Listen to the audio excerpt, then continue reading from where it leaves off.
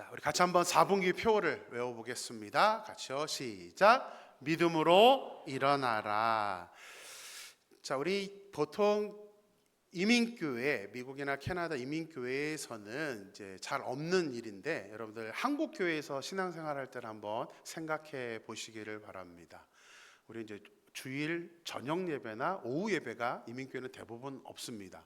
근데 한국에서는 과거에는 주일 저녁 예배, 현대는 이 저녁 예배 모이는 교회는 많이 없고 오후 예배, 뭐 2시, 2시 반에 오후 예배로 모입니다. 그러다 보니까 주일 오후 예배는 일반적인 예배로 드리기도 하지만 특별한 예배 순서로 정해서 드리는 경우가 많습니다.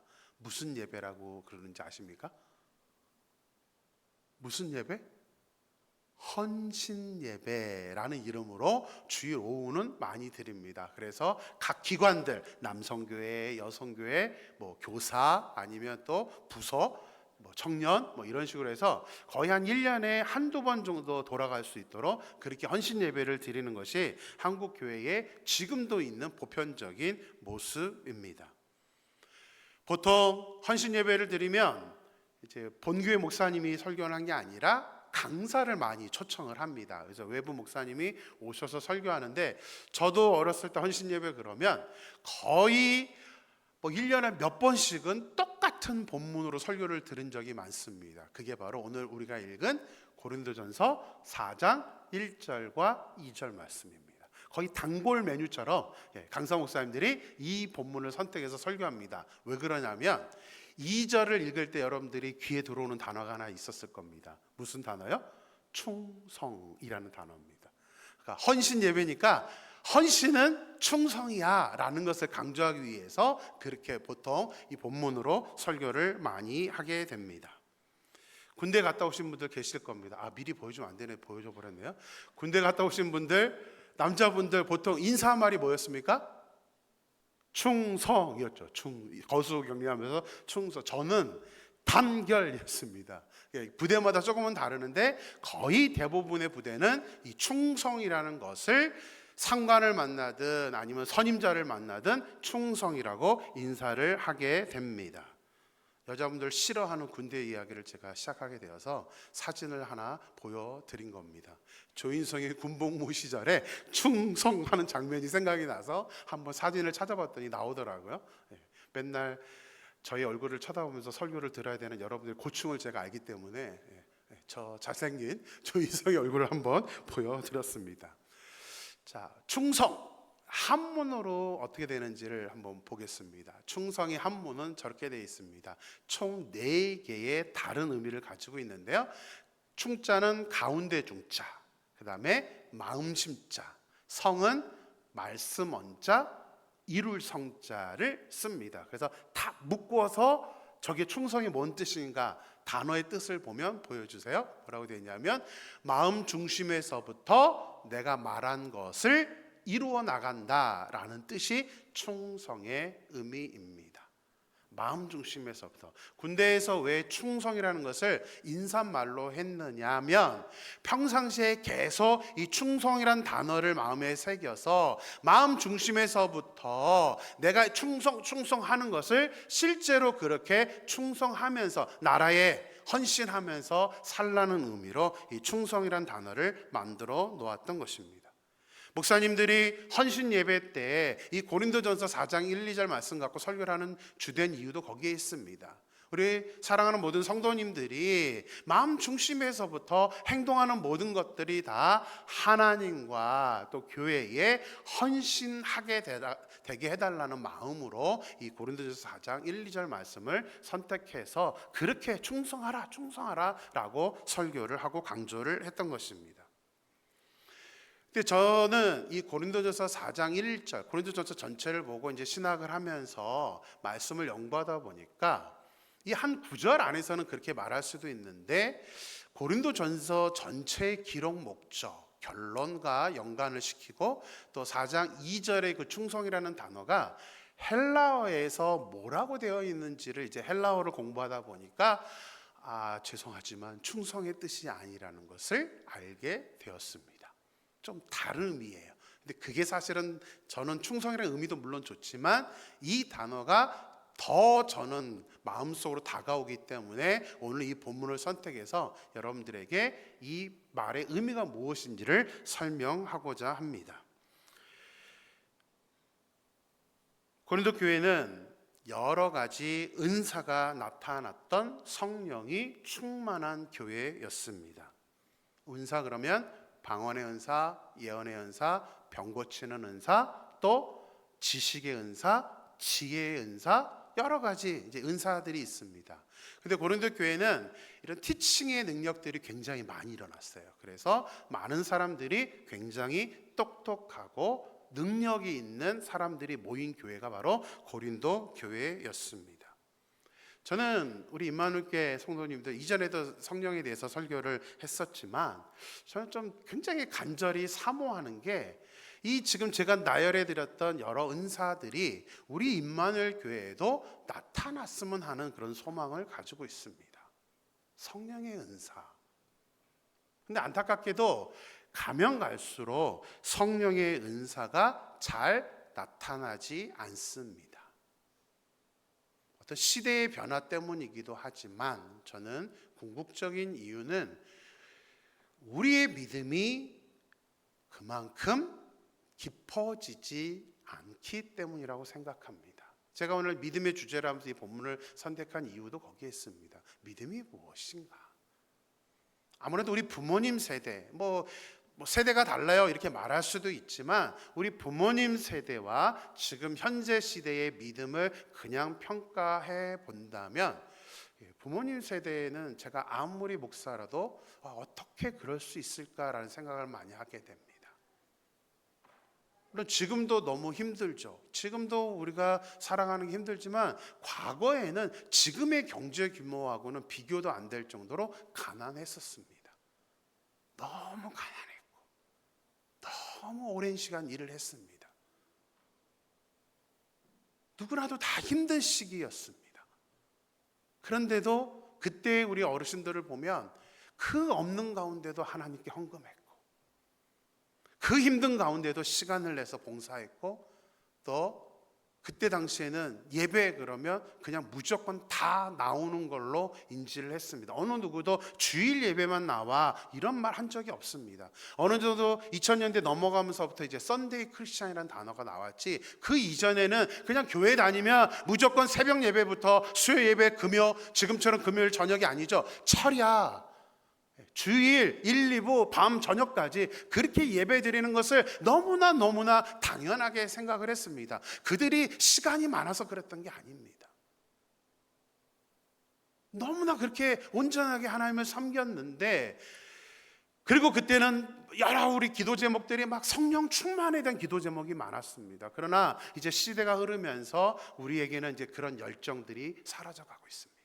갈수록 이제 예배의 출석이 저하되고 있죠.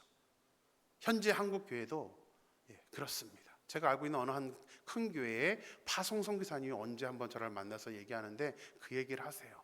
항상 수요 예배에 한 2,000명 이상이 모였는데 얼마 전에 갔는데 50명 모이더래요. 그러면서 안타까워하는 모습을 제가 같이 대화를 했던 적이 있습니다. 그리고 성령 충만에 대한 갈급함이 많이 사라지고 있습니다. 결코 좋은 현상은 아닙니다. 우리가 찬양했잖아요. 아까 저 찬양도. 그렇게 사명을 이루면서 살기를 원합니다. 그렇게 찬양하지만 사실은 우리가 굉장히 믿음에 있어서 우리는 좀 생각을 해봐야 될 것 같은 모습입니다. 우리는 현재 성령 시대를 살고 있습니다. 성부의 시대가 지나고 성자의 시대가 지나고 지금은 이제 성령의 시대를 우리가 맞고 있기 때문에 당연히 성령이 충만하면 은사가 나타나게 되고 은사로 끝나는 게 아니죠. 그 다음에요 성령의 열매가 맺어져야만 되는 것이 성령의 충만의 모습이고 성령의 시대를 살아가는 우리들에게 하나님이 원하시는 모습이라는 사실입니다. 아무리 시대가 이렇게 바뀌어간다 할지라도 저는 그래서 올 4분기 표어를 믿음으로 일어나라라고 정했던 이유가 있습니다. 정말 믿음에 대해서 다시 한번 우리가 생각해보고 믿음이 뭔가, 다시 말하면 성령의 충만함이 무엇인가를 우리가 반드시 다시 한번 짚었으면 하는 마음 때문에 3개월 동안 믿음이라는 것을 강조해서 여러분들에게 말씀을 드리려고 하는 것입니다.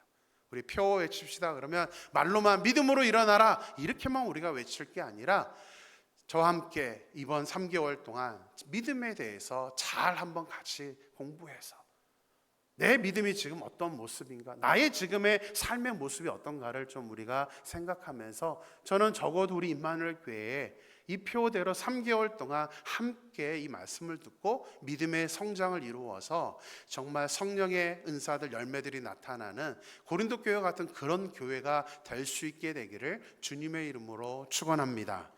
자, 지도를 보겠습니다.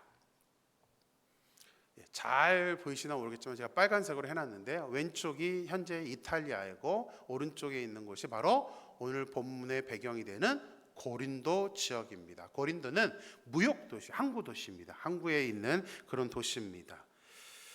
자, 고대 시대에 항구 도시 그러면 무역이 발달되어 있다 보니까 항구 도시는 항상 물질이 풍성했던 지역입니다.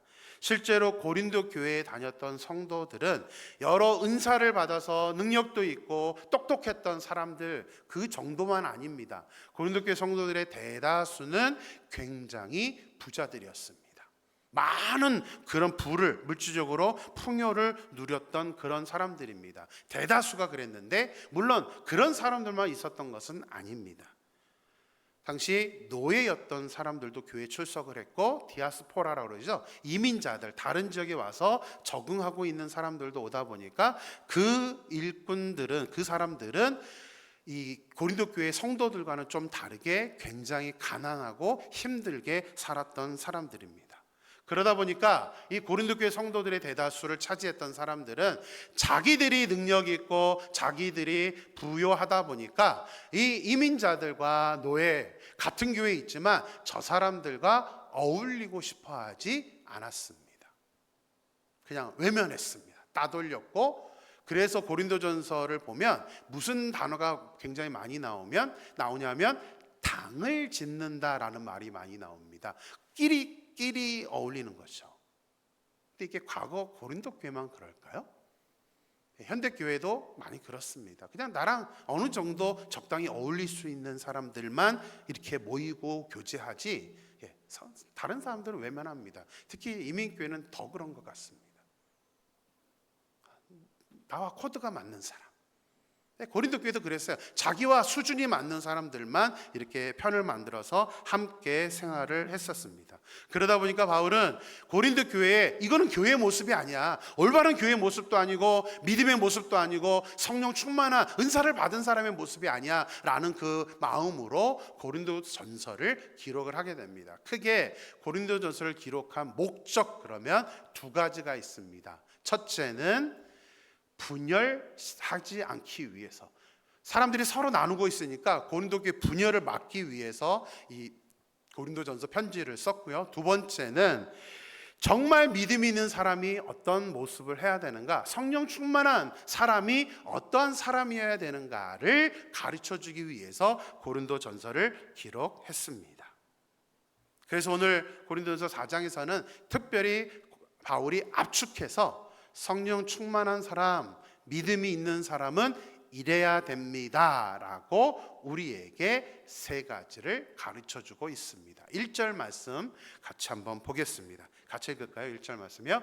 사람이 마땅히 우리를 그리스도의 일꾼이요 하나님의 비밀을 맡은 자로 여길지어다. 첫 번째, 바울이 크리스찬의 삶이 무엇인가, 믿음을 가진 사람의 모습이 무엇인가를 설명하는 게, 사람이 마땅히 우리를 그리스도의 일꾼이라고 해야 된다. 이 사람이라는 것은 누구냐면 다른 사람이에요.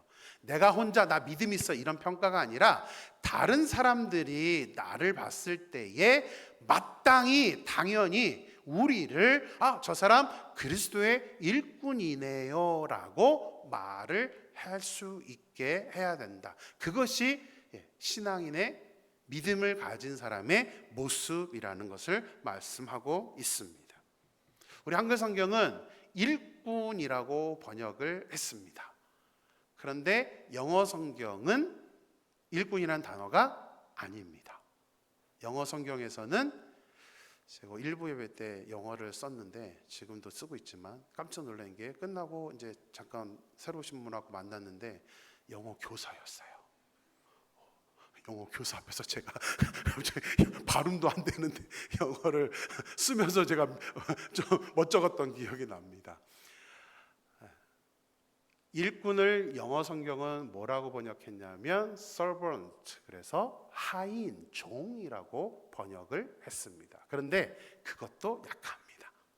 헬라어로 뭐라고 했나를 이렇게 찾아보니까요, 헬라어는 휘페레테스라는 단어입니다. 휘페레테스는 뭐뭐 아래에 라는 단어와 노를 졌다라는 합성어입니다.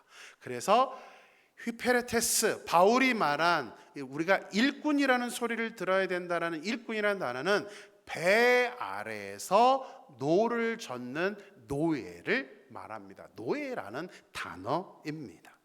그래서 배 아래에서 노를 젓는 노예. 제가 우리 승호가 항상 한 발 앞서서 화면들을 보여주는데요. 이거 보여주면 돼요. 예, 맞아요.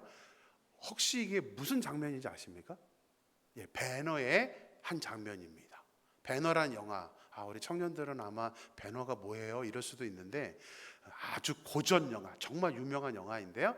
그때 지금은 열기관으로 해서 배가 움직이지만 옛날에는 어떻게 했습니까? 사람들이 다 직접 노를 저었죠. 우리 이순신 장군의 영화를 보면 많은 장면 나오죠. 밑에 뭐 우연으로 좌연으로 이러면서 이제 배를 이제 노 젓는 사람들에 의해서 배가 움직이는 그런 장면을 보게 됩니다. 근데 로마 시대에는 저 배 밑에서 노를 젓는 사람들은 가장 미천한 사람들, 직업상 또 신분상 가장 낮은 사람, 또 중죄인들만 저 일을 하게 시켰습니다. 배너는 저 주인공은 좀 재밌게도 저기서 나오게 되는데 대부분의 당시에 노를 젓는 노예들은 죽어야만 저 배에서 나올 수 있었습니다. 다시 말하면 저 직업에서 빠져나올 수 있었던 것입니다. 죽을 때까지 평생 노만 젓는 거예요. 그게 휘페레테스예요. 그렇다면 지금 바울이 우리에게 진짜 그리스도인 성령 충만한 사람, 어떤 사람이어야 된다는 거예요? 노예가 되라는 거예요. 노예가 되라. 노 젓는 노예처럼 살아라 라는 말로 우리에게 말하고 있습니다. 여러분들 만약에 이 말씀 그대로 제가 이 본문을 갖고 오는 설교를 하니까 여러분들 저 배에서 노를 젓는 노예가 되시기를 바랍니다 라고 여러분들에게 강조한다면 어떠실 것 같습니까? 아멘 하실 수 있겠습니까? 자, 한번 테스트 해볼까요? 배 밑에서 노를 젓는 노예가 되기를 소망합니다. 아니, 한 분도 안 계세요? 저도 아멘 못할 것 같아요. 어떻게 해요? 어떻게 크리스찬이 노예가 돼야 된다고 하겠습니까? 저는 차라리 원래 우리의 번역되어 있는 충성이라는 단어처럼 여러분 충성하세요. 강사 목사님들이 헌신 예배 때 와서 충성하십시오. 그럼 교회가 떠나게 아멘 그럽니다. 헌신 예배이기 때문에. 근데 노예가 되세요. 그럼 저 역시도 그렇습니다. 충성 그러면 어느 정도 마음이 가는데 노예가 되세요 그러면 이거를 어떻게 받아들여야 될까 고민을 하게 됩니다. 더 무섭게 느껴집니다. 바울도 이 단어를 써서 노예가 돼야 됩니다. 다른 사람들이 당신을 보고 노예입니다라고 말하라고 말을 들어야 된다라고 하면서도 아마도 바울도 이게 조금은 너무 세다라는 생각이 들었는지 바울은 이것을 이제 다시 정의를 해줘요. 내가 말한 일꾼, 우리는 번역된 일꾼, 내가 말한 노예가 무엇을 의미하는지 바울은 12절에서 우리에게 다시 설명을 해줍니다. 같이 한번 읽어보겠습니다. 12절입니다. 또 수고하여 친히 손으로 일을 하며 모욕을 당한 즉 축복하고 박해를 받은 즉 참고. 저거 둘도 다 어렵습니다. 특히 두 번째, 모욕을 당한 즉 축복하래요. 어떻게 모욕 당하면 갚아줘야 되잖아요. 근데 이제 먼저 중요한 게 수고하여 친히 손으로 일을 한다라고 말하고 있습니다. 그러니까 수고가 들어가는 거예요. 근데 그냥 수고가 아니라 내 손으로 직접 일을 하는 것, 그것을 이제 일꾼이라고 바울은 노예라고 설명을 하고 있는 것입니다. 바울이 이렇게 말한 이유가 있습니다. 왜 고린도 교회에 이런 말을 하고 있는가를 생각해 보면, 고린도 교회는 아까 말씀드린 것처럼 성령의 은사들이 많이 나타났습니다. 성령의 은사들이 나타나는 게 대부분이 다 조금은 사람들 앞에 서 있는 모습이었습니다. 교사, 병 고치는 것, 다들 사람들 앞에 보여지는 그런 일이었습니다. 그러다 보니까 고린도 교회 성도들은 고상한 일, 남들이 알아주는 일, 사람들 앞에 서 있는 일, 이런 일을 하려고 했지 친히 손으로 노동으로 하는 일들은 안 하려고 했습니다. 그래서 하나님, 즉 바울은 하나님도 동일한 마음으로 그게 믿음이 아니라는 거예요. 저희 아내가 다녔던 교회는 이제 분당 중심가에 있는 교회였습니다. 굉장히 부자들 가보면 그냥 신문에 보여지는 사람들이 많았습니다. 저도 이제 몇 번 간 적이 있는데 뉴스에나 나오는 사람들이 거기 교회를 다녔어요. 그러다 보니까 어떤 현상이 있냐면 주방 봉사든 어떤 봉사든 그분들은 내가 돈으로 낼 테니까 시키지 마. 그냥 사람 사서 합시다. 그래서 모든 일을 다 사람들이 합니다. 돈 받고 하는 사람들. 교인이 아니라 밖에 용역을 해가지고 용역들이 다 하게 합니다. 우리도 그러면 편하긴 할 텐데, 그죠? 점심 친교 구역에서 준비 안 하시고. 근데 실제 지금 한국교회 많은 교회들도 점심 친교를 교인들이 안 합니다. 그런 교회들이 많습니다. 근데 진짜 제대로 된 교회에 가면, 이제 강남에 가면 이제 또 아주 유명 인사들 많잖아요. 근데 그런 분들은요, 오히려 그런 직분에 있으면서도 화장실 청소하시고 안내하시고, 어느 게 기독교인의 모습 같습니까? 어느 게 기독교인 나온 모습이죠? 세상 안에서는 장관일 줄 모릅니다.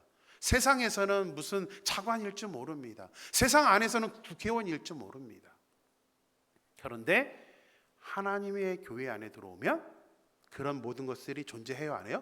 존재하지 않습니다. 부자도 상관없습니다.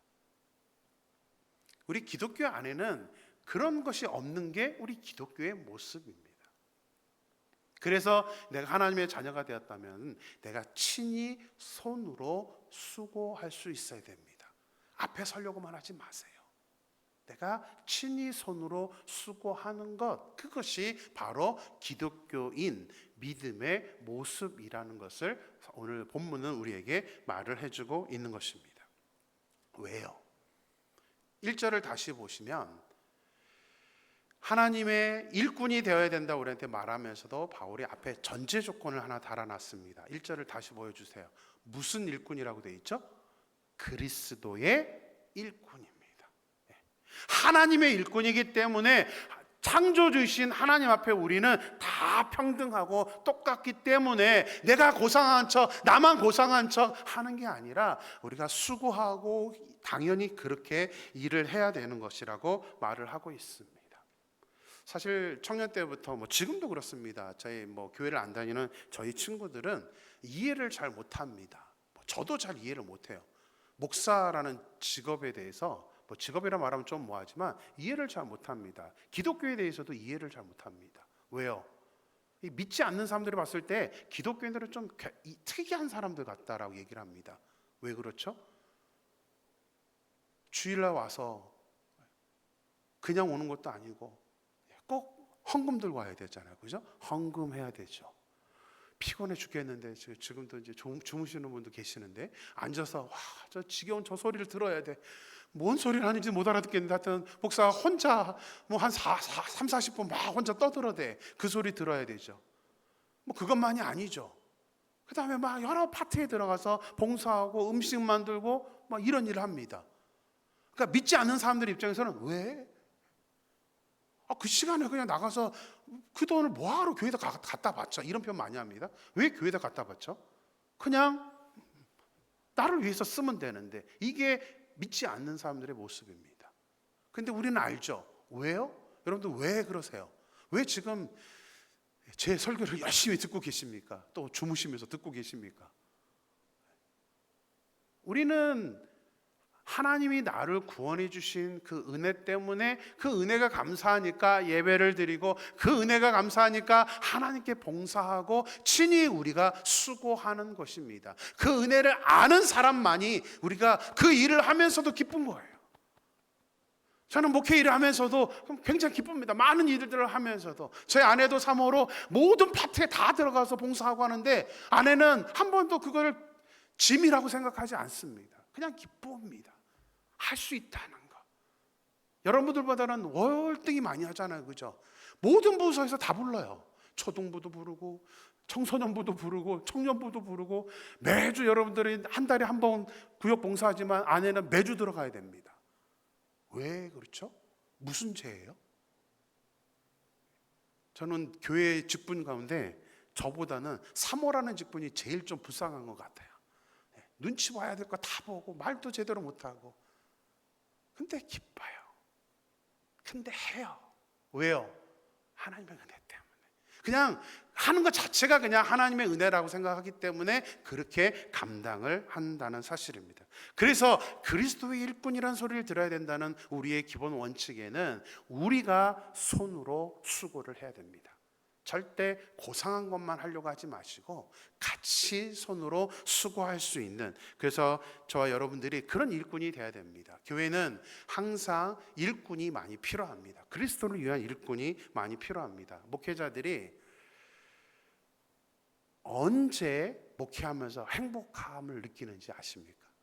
여러 요소가 있는데 오늘 이 주제에 관련해서 목회자들이 행복할 때가 언제냐면, 제가 휴가 가기 전에 이제 구역 편성을 했죠. 순장을 뽑아야 되고 올해는 이제 부순장까지도 뽑았습니다. 이제 11월 달 되면 내년도 각 부서들을 또 해야 됩니다.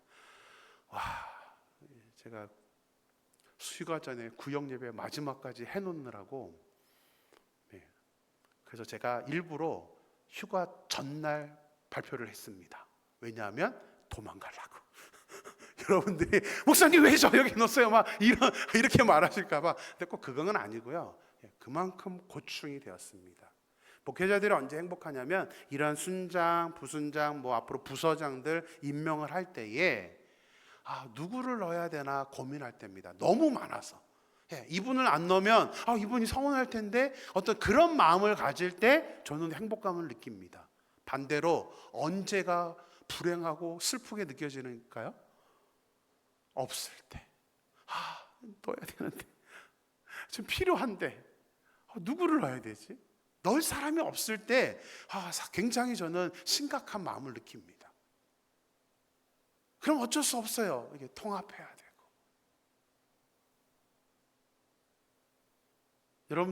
여러분들이 제 입장에 대해서 이런 조직을 짜는 사람이라고 생각해 보세요. 사람이 없다. 이게 너무나 가슴 아픈 일입니다. 많은 교회들이 일하는 사람만 현재 봉사를 하고 있습니다. 그래서 우리 교회도 한 사람이 3-4가지 이상의 직분을 감당하는 그런 분들이 많습니다. 제가 한국 목회 데이터 연구소라는 곳이 있는데 거기서 교회 봉사에 대해서 실태 조사를 한 것을 여러분들에게 한번 말씀을 드리고자 합니다. 화면을 보여주시면 왼쪽에 보면 현재 교회 봉사를 하고 있는 사람의 퍼센테이지가 몇 퍼센트예요? 44% 정도입니다. 그러니까 전교인 중에 한 자리 이상 봉사를 감당하고 있는 분이 반이 되지 않습니다. 근데 저거는 조사인데요. 실제로 목회자들은 한 30% 아래쪽으로 판단을 하고 있습니다. 전교인 중에 봉사 자리에 있는 사람이 적다는 얘기죠. 거기다가 오른쪽 표를 보시면 연령대가 나와 있습니다. 어떤 연령대가 제일 많아요? 맨 마지막에 있는 50대, 60대 이상. 이건 한국의 데이터입니다. 우리 교회는 연령 분포가 좀 달라서 우리 교회 봉사자들은 대부분이 50대 아래 청년들까지가 좀 많이 있습니다. 근데 지금 현실이에요. 우리 교회가 좀 특이한 거예요. 저희 동료들과 제가 미국에 있을 때 보면 대부분의 이민교회들은 제 친구가 지금 후배가 얼마 전에 통화를 했는데 그 얘기예요. 목사님, 선배님, 제가 우리 교회 막내예요. 지금 55세입니다. 막내래요, 막내. 많이 그렇습니다. 많은 교회들이 지금 고령화로 되어가고 있습니다. 그러다 보니까 봉사자가 없는 겁니다. 과거 봉사를 했지만 지금은 하지 않는 사람이 43%고요. 이제 더 충격적인 거는 교회를 다닌 뒤로 단 한 번도 봉사의 자리에 나가지 않은 사람이 13%나 됩니다. 한 번도 봉사를 해본 적이 없는 것입니다. 저는 간절히 소망합니다. 우리 교회는 그래도 좀 독특하게 젊은 층들이 많습니다. 그리고 많이들 봉사합니다. 그러나 여전히 한 분이 여러 가지 봉사를 하게 되어서 지금 11월 달 거 제가 미리 준비하고 있는데 많이 골치가 아픕니다. 부서에 해야 될 사람들은 많은데 채워줄 사람들이 없어서 안타까움이 있습니다. 재직자는 인원은 많은데 실제 봉사의 자리에 들어가 있는 분들이 많지 않기 때문에, 그래서 이미 몇 번 제가 강조드렸던 것처럼 내년도에는 재직에 대한 개념들을 좀 많이 바꿀 겁니다. 죄송합니다. 무조건 이제는 임명하지 않을 생각입니다. 그게 명예직이 아니기 때문에 집사, 안수집사, 권사, 장로, 목사 동일하게 봉사직입니다. 봉사를 하라고 주어진 직분이지 그냥 명예로 주는 게 아니기 때문에 앞으로는 조금 손을 볼 생각이고 작업을 하고 있습니다. 저는 소망합니다. 우리 임마누엘 교회가 정말 사람이 없어서 헤매는 그런 교회가 아니라 정말 사람이 많아서 어디에 누구를 넣어야 될지 고민할 수 있는, 그래서 우리 임마누엘 교회 많은 성도님들이 그리스도의 일꾼, 저는 44%가 아니라 저는 간절히 소망해요. 70%, 80%, 90% 아니요 100% 우리 안에 나오는 모든 사람은 한 가지만 하시면 돼요. 한 가지씩만. 내가 한 부서에 가서 한 가지 일만 해주신다면 우리의 많은 문제들이 해결되며 여러 가지 일들이 잘 돌아갈 수 있는 그런 교회가 될 줄로 믿습니다.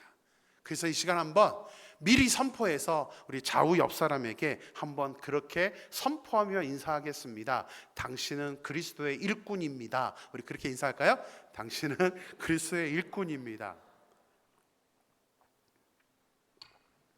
자, 1절을 다시 보겠습니다. 이제 두 번째입니다. 1절 말씀 같이 읽을까요? 사람이 마땅히 우리를 그리스도의 일꾼이요 하나님의 비밀을 맡은 자로 여길지어다. 자, 바울이 어떤 사람이 믿음 있는 사람, 어떤 사람이 성령 충만한 사람이라고 말하고 있습니까? 빨갛게 해놓은 하나님의 비밀을 맡은 자로 그 소리를 들어야 된다라고 말씀을 하고 있습니다. 자, 하나님의 비밀을 맡은 자라는 뜻이 무엇일까요? 그냥 문자적으로 해석할 수 있고요, 성경 전체의 의미에서 해석할 수도 있습니다.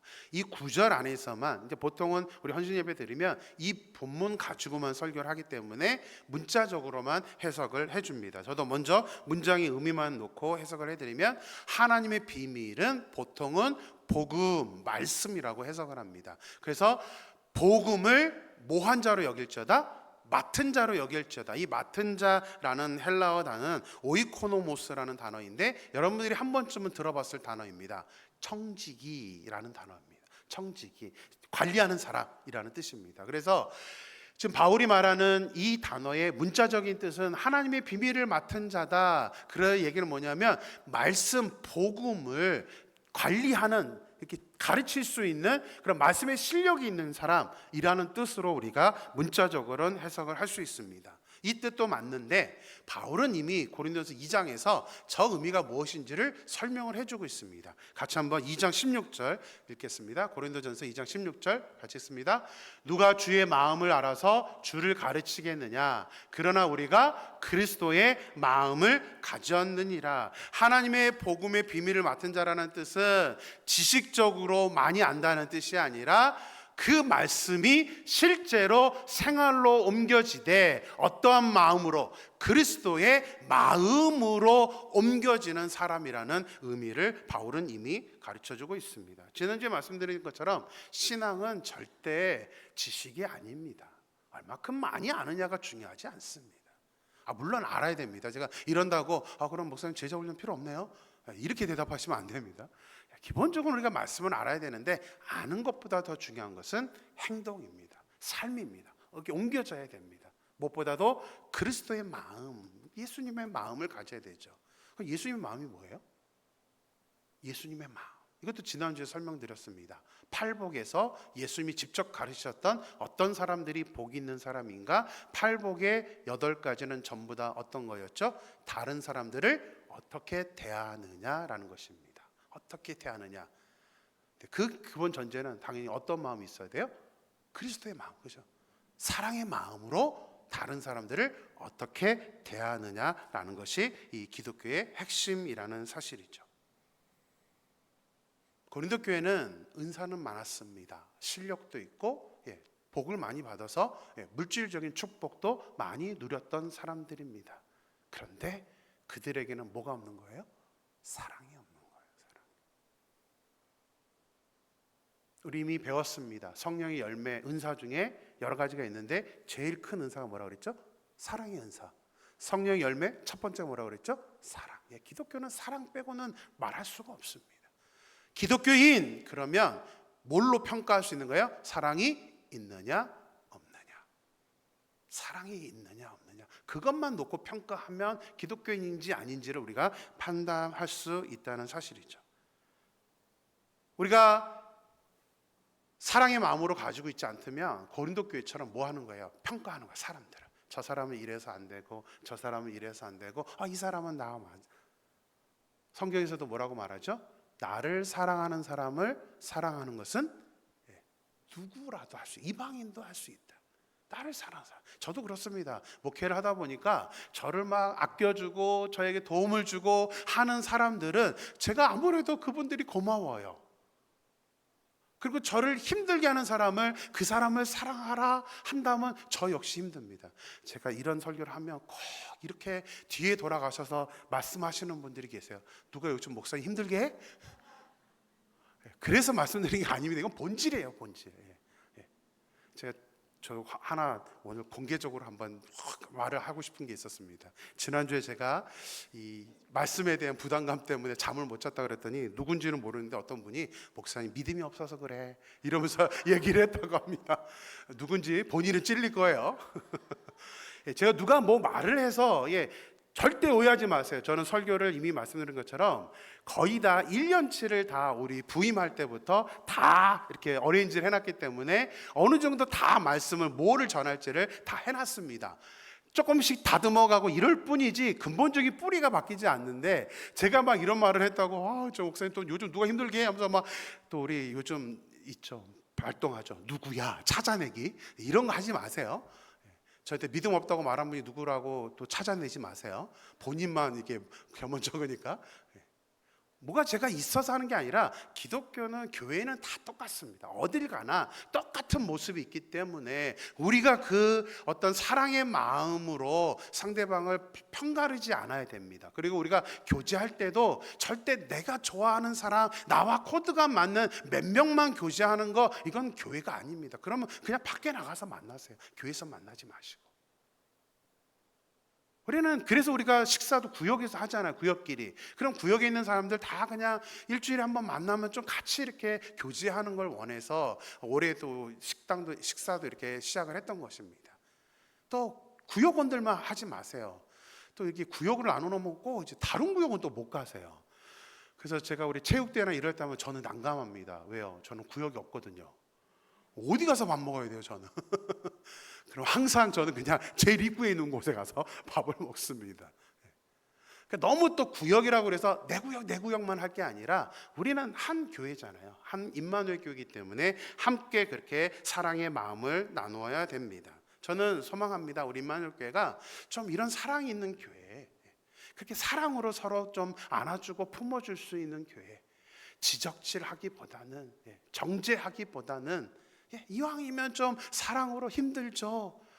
이렇게 좀 안아줄 수 있는 교회. 또 뭔가 마음에 들지 않으면 무조건 먼저 왜 그래요? 이렇게 말하는 게 아니라 무슨 일 있어요? 좀 팩트 체크도 하고 어려움이 있나요? 뭐 이런 말을 먼저 해줄 수 있는 저는 그런 교회를 저와 여러분이 함께 만들어 가서 저와 여러분이 바울이 말한 것처럼 그리스도의 마음을 가진, 그리스도의 비밀을 가진 그런 하나님의 일꾼이 되기를 주님의 이름으로 축원합니다.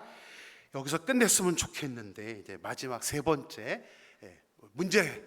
문제의 구절, 충성이라는 그 단어를 이제 해석하겠습니다. 바울이 우리에게 말했던 충성하라, 이게 무엇인가를 한번 살펴보겠습니다. 이제 2절 9절을 보면, 그리고 맡은 자들에게 구할 것은 충성이니라, 이렇게 번역을 했습니다. 이 구절에서는 충성이라는 단어밖에 이게 팝업이 되지 않습니다.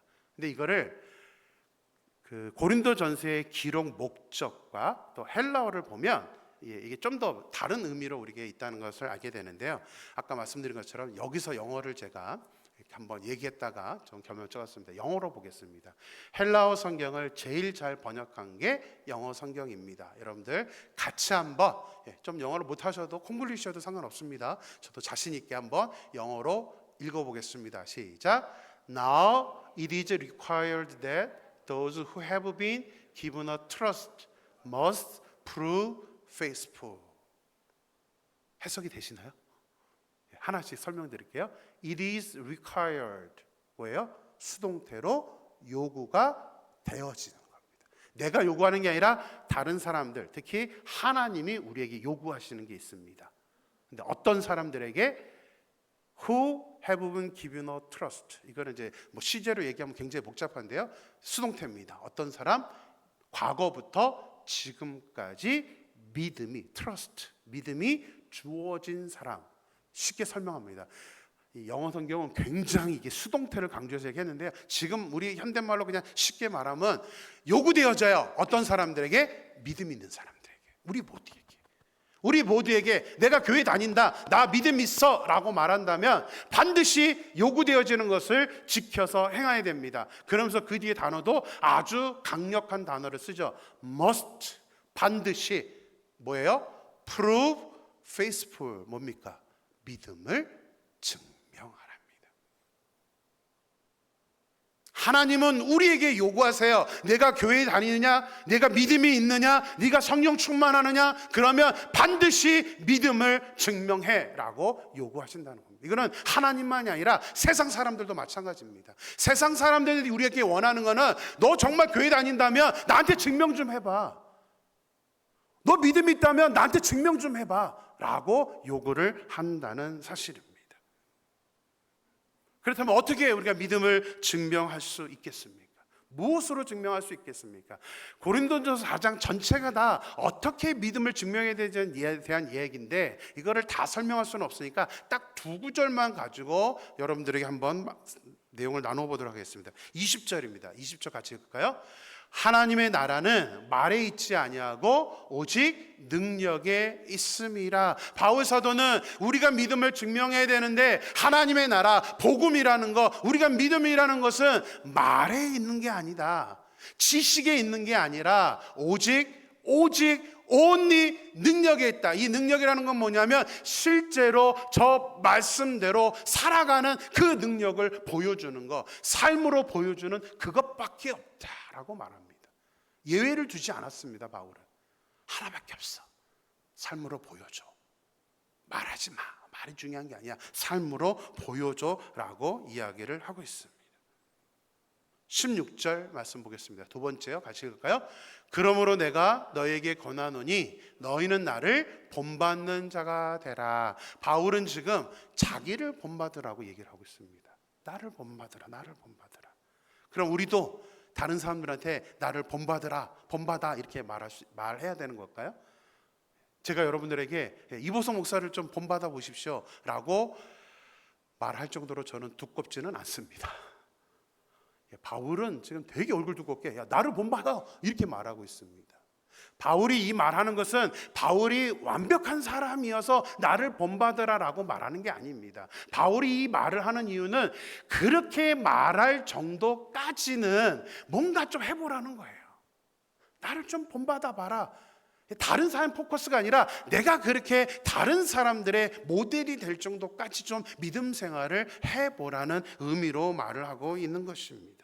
바울은 자신을 죄인 중에 괴수라고 말했던 사람입니다. 또 자기 안에 선과 악이 있다면서 오호라 나는 공고한 사람이로다, 이 사망의 몸에서 누가 나를 건져내냐 하면서 바울은 굉장히 겸손했던 사람입니다. 그럼에도 불구하고 바울은 지금 나를 본받으라 라고 말합니다. 나를 본받으라. 바울은 적어도 완벽하지는 않지만 하나님의 말씀대로 살려고 몸부림을 쳤던 사람입니다.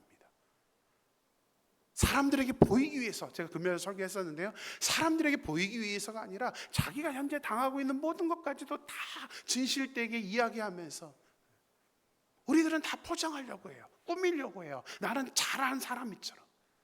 중요한 건 그게 아니에요. 실제로 내가 어떻게 사느냐라는 것이죠. 죄송합니다. 세상 사람들이 표현하는 그대로 조금 격하게 표현을 하겠습니다. 저희 친구들한테도 너무 많이 들었던 얘기라서. 세상 사람들이 우리 기독교인들을 이렇게 말합니다. 예수쟁이들은 입만 살았어 라고 말합니다.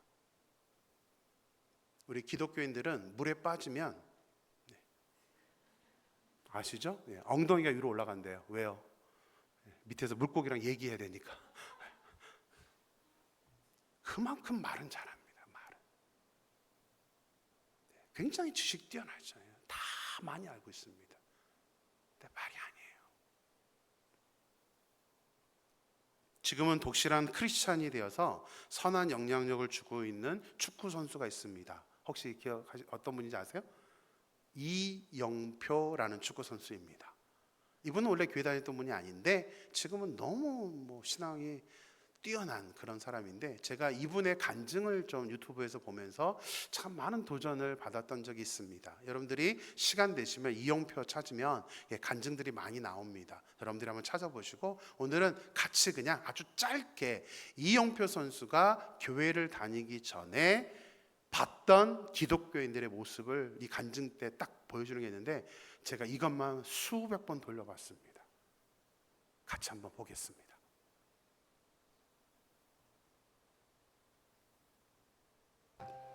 그 다음에 또 하나는 뭐냐면, 제가 기독교인들을 보니까 저 사람들은 서로 사랑하라고 얘기하는데 자신들이 사랑하지 않는 거예요.